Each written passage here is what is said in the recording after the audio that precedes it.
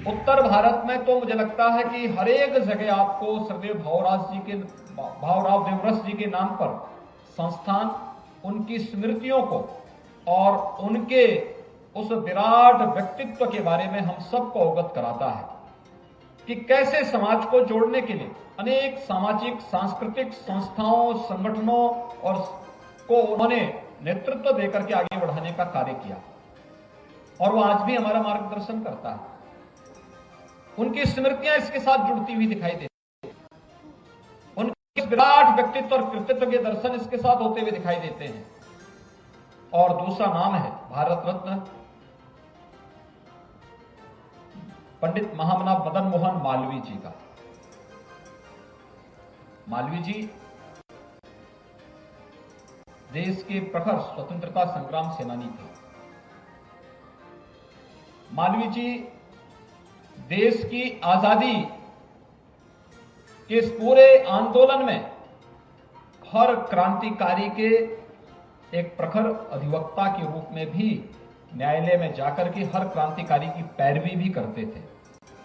मालवीय जी एक समाज सुधारक भी थे। समाज को जोड़ने के लिए उनके द्वारा किए गए उस समय के प्रयास हम सबके सामने हैं। गंगा को, पवित्र गंगा को रोकने का प्रयास जब ब्रिटिश कालखंड में होता है, इसके खिलाफ कोई मुखर आवाज निकलती है तो वह गंगा महासभा के माध्यम से पंडित मदन मोहन मालवीय जी की ओर से निकलती है और उसका समाधान का रास्ता भी उन्होंने ब्रिटिशर के सामने उस कालखंड में दिया, जो आज भी उसी रूप में बरकरार हुआ है। 100 वर्ष के बाद भी आप हरिद्वार में जाएंगे तो उसी रूप में आपको देखने को मिलेगा। मालवीय जी भारतीय परंपरा के अनुसार एक स्वतंत्र भारत में हमें कैसी व्यवस्था देनी चाहिए। जब देश आजाद नहीं हुआ था, देश आजाद होता 1947 में, लेकिन काशी हिंदू विश्वविद्यालय की स्थापना हो जाती है 1916 में। 1916 में काशी हिंदू विश्वविद्यालय और काशी हिंदू विश्वविद्यालय के जो विभिन्न प्रकार के पाठ्यक्रम हैं, जो डिग्री कोर्सेज हैं, आज हम लगातार कहते हैं शासन में रहकर के विभिन्न विभागों को कि भाई छात्रों को आज के परिप्रेक्ष्य में जो न्यू एजेज कोर्सेज हैं उनको आप अपने आप पाठ्यक्रम का हिस्सा बनाइए। बार बार कहना पड़ता है, आज साधन है, शासन के पास साधन की कमी नहीं होती, शासन के स्तर तमाम मशक्कत करनी पड़ती है। याद करिए, आज से 100 वर्ष पूर्व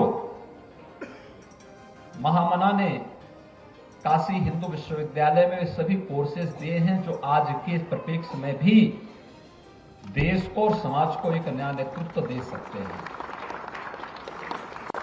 सरकार के सहयोग से नहीं, अपने स्तर पर उस समय की क्या आवश्यकता थी, कैसे भारत के लोग दुनिया में नेतृत्व प्रदान करेंगे, कैसे नालंदा और तक्षशिला का एक मॉडल काशी हिंदू विश्वविद्यालय बनेगा और उससे भी उत्कृष्ट कैसे हम कार्य करके दिखाएंगे, वह काशी हिंदू विश्वविद्यालय में आज भी हम सबको देखने को मिलता है।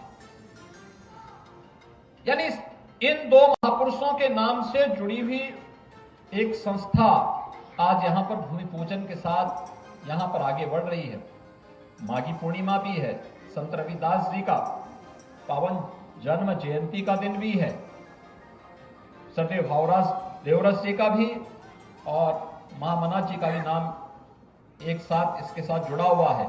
तो स्वाभाविक रूप से चारों दिशाएं जब अनुकूल हो तो परिणाम अनुकूल आएंगे ही। वो परिणाम हम सबके सामने यहां देखने को मिले थे, जहां पर हम लोगों ने अभी मंच में उन छात्रों को सम्मानित किया जो छात्र अब तक इस प्रकल्प को प्रारंभ करते समय बालकों के छात्रावास के माध्यम से जिन छात्रों ने नीट और IIT JEE इसमें सफलता प्राप्त की है, उनके एक हम यहां पर कभी कथा सुन रहे थे, कैसे उन लोगों ने इसमें प्रयास किया, कैसे वे लोग आगे बढ़े। बालिकाएं जो भी इस प्रकल्प के साथ जुड़ी हैं, जो एक किराए के भवन में रह करके पारिवारिक आर्थिक परिस्थितियों के बावजूद यह न्यास उन बालिकाओं के उत्तम पठन पाठन के लिए एक मंच दे रहा है, बिना भेदभाव के उन्हें आगे बढ़ाने का कार्य कर रहा है। बालिका शिक्षा को प्रोत्साहित कर रही है और उत्कृष्ट शिक्षा उन्हें प्राप्त हो सके, किसी भी प्रकार की आर्थिक बंधन उनके मार्ग में बाधा न बने, यह कार्यक्रम भी यहाँ पे चलाया जा रहा है। और उनके लिए बनने वाला यह छात्रावास और इसके उपरांत बनने वाला जो शिक्षण केंद्र होगा वो अपने आप में एक अभिनंदनीय प्रयास है। मैं इसके लिए न्यास को हृदय से बधाई देता हूं, इसके प्रति अपनी शुभकामनाएं देता हूं।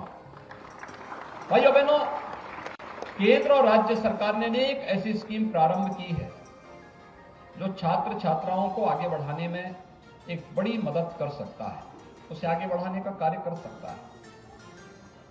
आपने देखा होगा कि बालिकाओं के लिए हम लोगों ने प्रदेश के अंदर मुख्यमंत्री कन्या सुमंगला योजना चालू की है। एक कन्या सुमंगला योजना उत्तर प्रदेश के अंदर, जब प्रधानमंत्री जी ने मेरा ध्यान इस ओर आकर्षित किया कि भ्रूण हत्या कुछ जनपदों में ज्यादा हो रही है, इसका समाधान का रास्ता निकालना चाहिए। और समाज की समस्या थी, समाज की एक चुनौती थी, लेकिन सरकार उसके साथ कैसे जुड़ सकती है। हम लोगों ने एक व्यवस्था बनाई कन्या सुमंगला योजना की, जिसमें बालिका के जन्म लेने के साथ ही अगर बालिका का रजिस्ट्रेशन जैसे हुआ, उस बालिका के नाम पे अकाउंट खुल जाएगा, उसके परिवार को और बालिका के नाम पर एक निश्चित धनराशि उसके अकाउंट में चली जाएगी। अक्सर होता है, अभी भी बहुत सारे क्षेत्रों में हम लोग देखते हैं बालक और बालिकाओं के बीच में भेद होता है। बालक होंगे तो उसको सभी प्रकार के टीकाकरण लगे, टीकाकरण से आच्छादित किया जाता है। बालिका होती है तो नहीं किया जाता है। बालिका के साथ कोई भेदभाव न हो, इसलिए 1 वर्ष के अंदर उन सभी प्रकार की मिशन इंद्रधनुष के साथ जोड़ करके सभी प्रकार की टीकाकरण से बालिका को युक्त करने के और सर्टिफिकेट जैसे ही प्राप्त होगा, एक निश्चित राशि बालिका के नाम पर फिर उसके अकाउंट में चला जाएगा। बालिका पहली क्लास में एडमिशन लेगी तो रजिस्ट्रेशन के साथ ही एक निश्चित राशि उस बालिका के अकाउंट में चली जाएगी। बालिका 6ठी क्लास में जाएगी तो भी धनराशि जाएगी। 9वीं क्लास में जाएगी तो भी एक निश्चित राशि उसके अकाउंट में जाएगी। अपनी हायर सेकेंडरी पास करने के बाद वह कोई सर्टिफिकेट कोर्स, डिप्लोमा कोर्स या फिर डिग्री कोर्स करना चाहती है तो एक निश्चित राशि उसके अकाउंट में जाएगी। और कुल मिलाकर के 15,000 का एक पैकेज हम उस बालिका को शासन के स्तर पर कन्या सुमंगला योजना के माध्यम से उपलब्ध कराते हैं, जिससे वो बालिका अपने पैरों में खड़ी हो सके और उसकी अपनी उन जरूरतों को पूरा कर सके।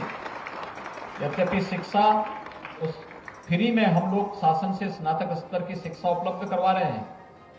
दूसरा, बालक और बालिकाओं के लिए याद करिए, कोरोना कालखंड में उत्तर प्रदेश के हमारे जो बच्चे थे, ये प्रतियोगी परीक्षाओं की तैयारी करने के लिए, IIT JEE के लिए और नीट की तैयारी करने के लिए कोटा में बहुत सारे बच्चे थे। 15,000 से ज्यादा बच्चे वहां तैयारी कर रहे थे। अचानक लॉकडाउन लग गया, परिवार में चिंता हुई। मैंने उस समय राजस्थान की सरकार से बातचीत की कि भाई आप इन बच्चों को सुरक्षित पहुंचाने में मदद कर दें, तो उन्होंने असमर्थता व्यक्त कर दी। मैंने फिर यहां से अपने प्रशासन के माध्यम से 500 बसेज वहां भेजी थी। उन सभी बच्चों को हम सुरक्षित वापस उनके घरों तक पहुंचाने का कार्य भी किया। और पहुंचाने का कार्य नहीं किया था, बल्कि हम लोगों ने इसके बाद कहा था कि भाई हम इन बच्चों के लिए व्यवस्था देंगे जिससे आने वाले समय में यहाँ के बच्चों को कहीं बाहर न जाना पड़े। हम लोगों ने वर्तमान में अब मुख्यमंत्री अभ्युदय योजना प्रारंभ की है, जो उन बच्चों को फ्री में कोचिंग की सुविधा देती है, दोनों फिजिकली भी और वर्चुअली भी, जिसमें हमारे उस कंपटीशन से निकले हुए जो योग्य अभ्यर्थी हैं, जैसे IAS या IPS की अखिल भारतीय परीक्षा की तैयारी कोई कर रहा है, तो जो हमारे वहां से पास आउट जो छात्र हैं जिनका सिलेक्शन हो चुका है IAS के लिए, IPS के लिए, IFS के लिए, उनसे हम हर जनपद में क्लास लिवाते हैं। कम से कम 1 घंटा उन छात्रों के लिए उन जनपदों में देगा। या उत्तर प्रदेश लोक सेवा आयोग से जुड़े हुए की तैयारी कोई छात्र कर रहा है, तो वे जो भी जनपद में तैनात हैं, वे जनपद में तैनात अधिकारी ही वे क्लास लेते हैं। और इसके अलावा जो इंजीनियर सिलेक्शन, जिन इंजीनियर्स का सिलेक्शन होता है या जिन चिकित्सकों का सिलेक्शन होता है, वे भी उस जनपद में जाकर क्लास ले रहे हैं। और मुझे बताते हुए प्रसन्नता है कि इस बार उत्तर प्रदेश लोक सेवा आयोग में 43 बच्चे ऐसे थे जिन्होंने अभ्युदय कोचिंग के माध्यम से, वहां के माध्यम से जुड़े थे और उनका सिलेक्शन उत्तर प्रदेश लोक सेवा आयोग में हुआ था और सफलतापूर्वक ये कार्यक्रम आगे चल रहा है। उसमें जो गरीब बच्चे उनको टैबलेट और स्मार्टफोन देने का कार्यक्रम भी हम उसके साथ करते हैं। उत्तर प्रदेश के युवाओं को तकनीकी रूप से सक्षम बनाने के लिए आज बहुत सारे कार्यक्रम चल रहे हैं। 2 करोड़ युवाओं को हम लोग वर्तमान में टैबलेट और स्मार्टफोन का वितरण कर रहे हैं। ये टैबलेट और स्मार्टफोन, इसमें केंद्र और राज्य शासन से जुड़े हुए वे सभी प्रकार के प्रोग्राम हैं जो एक छात्र को सक्षम बना सकता है।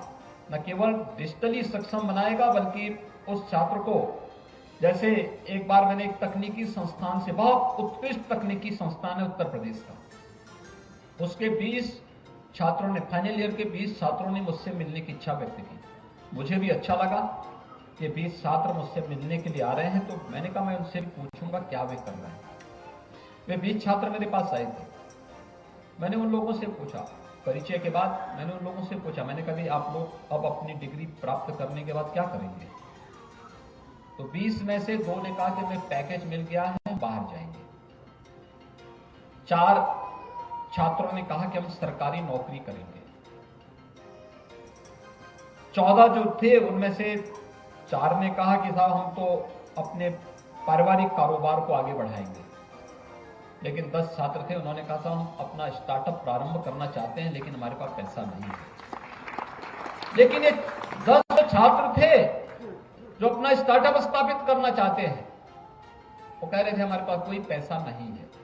मैंने कहा इसमें तो आपको भारत सरकार और राज्य शासन के द्वारा संचालित विभिन्न स्कीम की जानकारी है या नहीं है?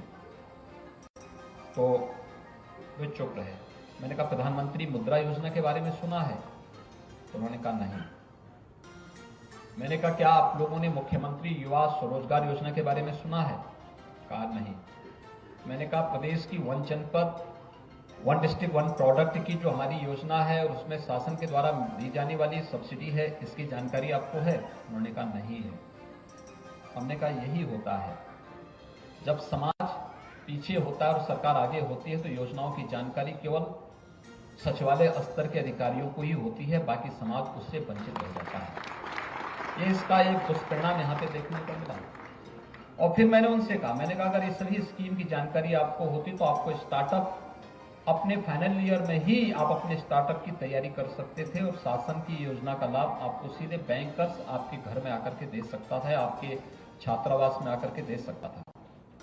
हम सबको इसके लिए छात्र अपने संस्थानों को तैयार करना होगा। शासन की योजनाएं ये केवल वोट बैंक के लिए नहीं होती है, योजनाओं के पीछे समाज के स्वावलंबन का एक मंशा भी होती है, लेकिन ये उन लोगों तक पहुंचने में उसको बहुत कठिनाई होती है। इसके लिए शिक्षण संस्थानों को, इसके लिए समाज को भी जागरूक होना होगा हर एक चीज के लिए। आखिर स्टार्टअप उत्तर प्रदेश जैसे राज्य में कृषि के क्षेत्र में क्यों नहीं हो सकता? एग्रीकल्चर का एक बहुत बड़ा फील्ड है, सबसे अच्छी उर्वरा भूमि है, सबसे अच्छा जल संसाधन है, इसमें क्यों नहीं हो सकता है? लेकिन हमें समाज को तैयार करना होगा, अपने युवाओं को उसके लिए तैयार करना होगा।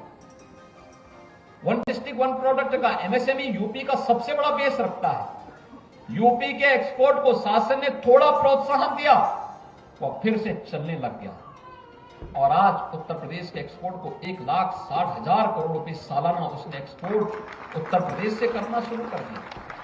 उत्तर प्रदेश एक्सपोर्ट प्रदेश बन सकता है, एक कल्पना थी, आज वो हकीकत में आ चुका है। ये सभी कार्यक्रम अगर हम अपने युवाओं को इसके साथ जोड़ करके कार्य करना प्रारंभ करेंगे, कहीं कोई समस्या नहीं हो सकती, कोई समस्या आपके मार्ग में बाधा नहीं बन सकती है। और उत्तर प्रदेश इस दिशा से प्रधानमंत्री स्किल मिशन का जो कार्यक्रम है उसका 4th चरण प्रारंभ होने जा रहा है। हमारे युवाओं को उसके लिए अपने आप को तैयार करना होगा अभी से।